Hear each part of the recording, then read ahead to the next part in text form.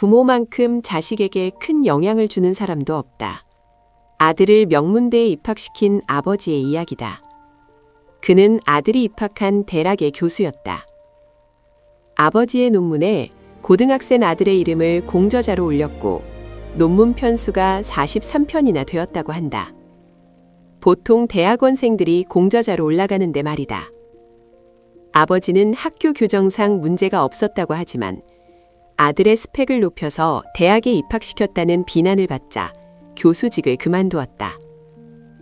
소위 능력이 많은 부모일수록 자식을 망가뜨릴 위험이 높다.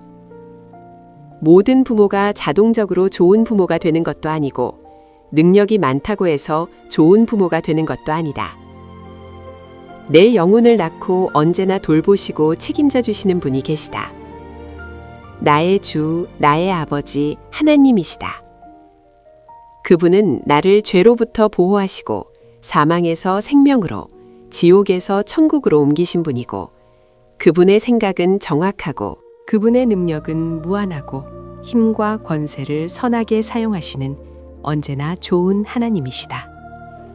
예수께서 세상에 오셨을 때 다수의 유대인들은 그분이 하나님인 것을 깨닫지 못했다. 세상이 그분을 통해 지음을 받았는데도 그분을 알지 못하였고 사람들은 그를 맞이하지 않았다. 그럴 만한 이유가 있다. 사람이 어둠 속에 갇혀 있으면 빛을 원할 것 같으나 어두운 생활이 편해져 빛을 원치 않는다. 도리어 빛을 피한다. 그가 세상에 계셨으며 세상은 그로 말미암아 지은 바 되었으되 세상이 그를 알지 못하였고 지은 바 되었으되 이곳에 쓰인 그리스어 에게베토는 어떤 물건이 있는데 누군가의 생각과 노력, 손길에 의해 만들어졌다는 의미인데 더 깊은 뜻을 담고 있다.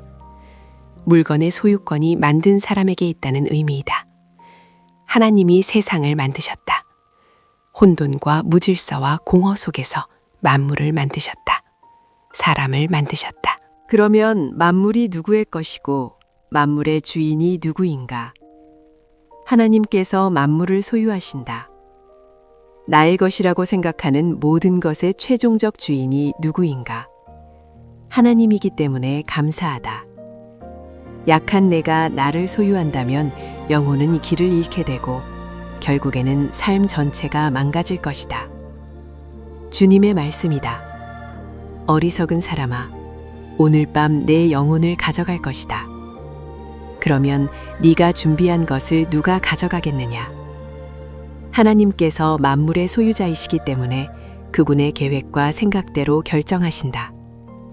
10절의 말씀을 다시 보면 그가 세상에 계셨으며 세상은 그로 말미암아 지은 바 되었으되 세상이 그를 알지 못하였고 영혼의 주인이 옆에 계시는데 사람들이 그를 알지 못했다. 벳세다 언덕에서 배고픈 수천 명을 보리떡 5개와 물고기 2마리로 모두 배불리 먹이신 사건 후에 사람들은 예수님을 자기들의 왕으로 삼으려 했다. 사람들은 당연히 그래야 한다고 생각했지만 예수께서 서둘러 제자들을 배를 태워 가버나움으로 향하게 하시고 그분은 혼자 산으로 올라가셨다. 제자들의 배가 어떻게 되었는가? 넉넉 잡아 3시간이면 가버나움에 도착할 수 있는 거리였다. 밤새도록 노를 저었지만 갈릴리 바다 한가운데였다. 미친 듯 불어오는 바람과 이는 파도 때문에 기진맥진했던 제자들이 이런 생각을 하지 않았겠는가? 예수님이 눈 딱 감고 사람들 말만 들었으면 왕이 되고 우리는 고위공직자가 되는 것이 아닌가? 예수께서 고집을 피워 이 고생하는구나. 갈릴리 바다에서 빠져 죽게 되었구나. 예수께서 바다를 걸어 그들에게 찾아오셨다. 제자들은 예수님을 알아보지 못하고 유령이라고 비명을 질렀다. 안심하라, 내니 두려워 말라 말씀하시고 배에 오르자 바람이 멈추고 파도가 가라앉았다. 가라앉았다는 그리스어로 10절에 지은 바 되었으되와 같은 에게베토이다. 바람과 파도를 향한 예수님의 생각은 가라앉아 잠잠케 되는 것이었고 그래서 바람과 파도가 가라앉았다. 이는 하나님의 결정이고 바다를 걸어야 하면 물 위를 걷는 것도 하나님의 결정이고 하나님의 말씀에 순종하는 자에게 천대에 걸쳐 복을 주는 것도 하나님의 결정이다. 하나님은 사람이 아니시니 거짓말을 하지 않으시고 인생이 아니시니 후회가 없으시도다. 하나님의 결정은 후회가 없다. 내가 하나님께 물어야 할 것은 왜가 아니다. 어떻게와 무엇을 구해야 한다. 하나님, 제가 어떻게 순종하며 감사해야 할까요? 제가 무슨 은혜를 구해야 할까요? 결국 모든 일을 선하게 이루시는 그럴 능력이 있는 하나님이 나를 소유하시니 감사하고 내 영혼 언제나 안전하다. 말씀대로 역사하실 것을 믿고 나를 사랑하시기 때문에 좋은 것을 주실 것을 믿고 감사로 예배하는 것이 만물의 주인이요 결정자이신 하나님을 대하는 합당한 태도이다. 하나님께서 선을 이루도록 책임지신다. 다니엘은 유대 민족을 멸망시킨 바벨론 나라로 포로로 잡혀가 총리가 되었다. 자기 민족을 배반하여 총리가 된 것이 아니다. 소년 시절부터 항상 하나님을 신뢰했고 두려워했던 다니엘. 바벨론 왕이 그를 알아보고 아꼈다. 출세했으니 할 일이 얼마나 많았겠는가. 높은 사람들도 만나고 레저도 즐기라는 말을 들었겠지만 다니엘은 달랐다. 자기 몸을 즐겁게 하고 더 출세해보겠다고 인간관계를 맺으려고 하지 않았다. 그를 미워하는 사람들이 다니엘을 제거하고 싶었다. 다니엘을 죽이려 악법까지 만들었다. 왕이 아닌 신에게 기도하는 사람이 있다면 누구라 할지라도 죽인다는 법이었다. 다니엘이 이 조서에 왕의 도장이 찍힌 것을 알고도 자기 집에 돌아가서는 윗방에 올라가 예루살렘으로 향한 창문을 열고 전에 하던 대로 하루 3번씩 무릎을 꿇고 기도하며 그의 하나님께 감사하였더라.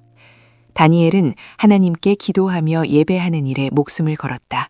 붙잡혀도 만물을 소유하고 주관하고 결정하시는 하나님께서 보호해 주실 것을 믿었고 그리 아니하실지라도 죽음조차 합력하여 선을 이룰 것을 믿었다.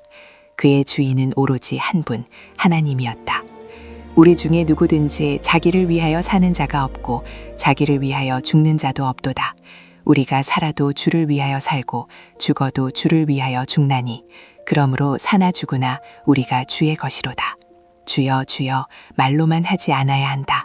모든 것이 하나님의 소유라 말하면서 정작 당신은 하나님의 주되심을 인정하며 사는가?